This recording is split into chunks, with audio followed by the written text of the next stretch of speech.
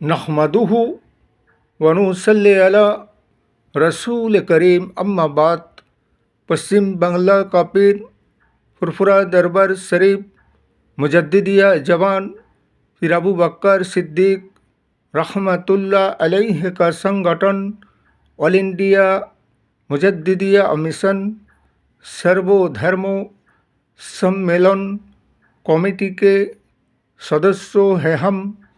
मोहम्मद आसिफ इसके अलावा सर्व भारतीय जातीय कांग्रेस नेशनल इंडिया गठबंधन पश्चिम बांग्ला राज्य कांग्रेस कमेटी के सदस्यों हैं हम।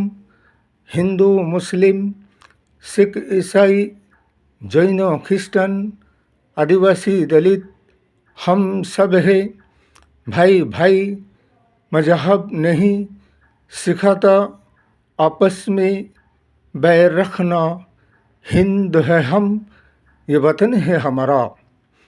हमने बहुत से ऐसे राजनीतिक दल और संगठन को देखे हैं, लेकिन एक ये राजनीतिक दल संगठन है जो कि भारतीय जनता पार्टी बीजेपी सरकार, इसलिए कि इनके जैसे हमने बेईमान को आज पहली बार देख रहे हैं कि भारतीय जनता पार्टी के जितने लीडर और नेता मंत्रियां हैं, ये सब 100 में से 99 हैं बेईमान।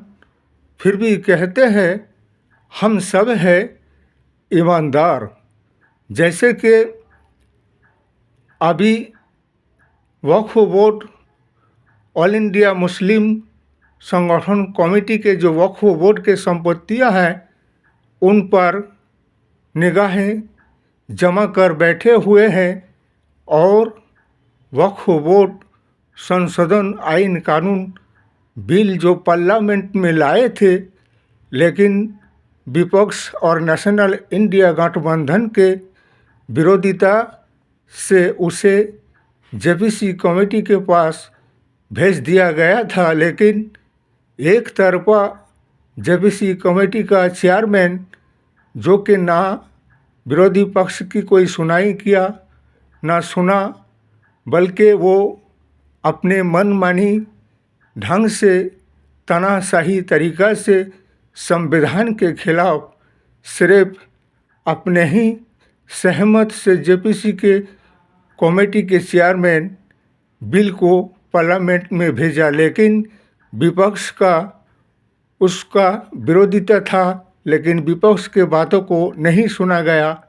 इसीलिए हमारा कहना है, जैसे कि नीतीश कुमार साहेब, चंद्रबाबू नायडू साहेब, जो कि उनके समर्थन में भारतीय जनता पार्टी के सरकार सेंट्रल पार्लियामेंट में प्रधानमंत्री चल रहे हैं, इसलिए कि अगर चंद्रबाबू नायडू और नीतीश कुमार अगर इस बिल का समर्थन करता है तो संविधान का खिलाफ होगा और जनगण के अधिकार हक, मुस्लिम समाज के अधिकार के हक के खिलाफ होगा।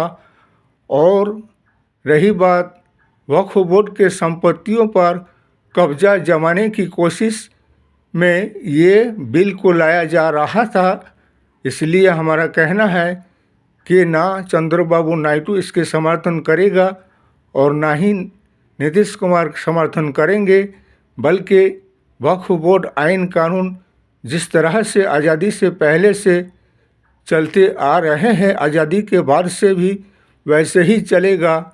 लेकिन किसी गैर मुस्लिम को वक्फ बोर्ड के कमेटी के चेयरमैन कैसे बनाया जा सकता है?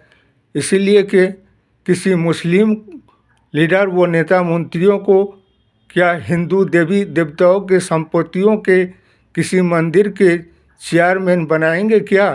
बीजेपी शासक दल से हम ये पूछना चाहते हैं, इसलिए कि ये हमेशा दूसरे के संपत्तियों पर नज़र जमा कर बैठे हुए हैं। और रही बात सारे भारतवर्ष के जनगण के संपत्तियों को तो अडानी अंबानी के हवाले कर चुके हैं और अब वक्फ बोर्ड के संपत्तियों पर निगाहें जमा कर बैठे हैं। इसलिए इनकी ना कोई बातों का ठिकाना है, ना कोई बातों का भरोसा। ये कहते कुछ और करते कुछ और है, और इनके दिल में कुछ और है और ज़बान पे कुछ और है। ये झूठ को सच बोलने वाला और सच को झूठ बोलने वाला, ईमानदार को बेईमान कहने वाला और बेईमानों को ईमानदार समझने वाला। इसलिए हमारे 140 करोड़ जनगण से यही कहना है, कब तक धोखा खाते रहोगे।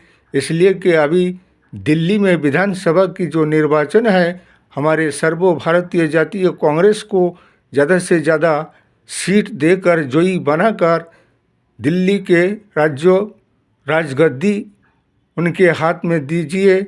जैसे कि शीला दीक्षित के समय में दिल्ली के शासन, कांग्रेस के शासनकाल में दिल्ली के जनगण को जितनी फैसिलिटी सुविधा हर तरह से दिया गया था, लेकिन 10 साल में ना अरविंद केजरीवाल से मिल रहा है और ना ही बीजेपी से मिलने वाला है। इसलिए सर्वभारतीय जातीय कांग्रेस को लाइए और देश और राष्ट्र और समाज को विकास के राहों पर आगे बढ़ाते हुए लेकर चलिए।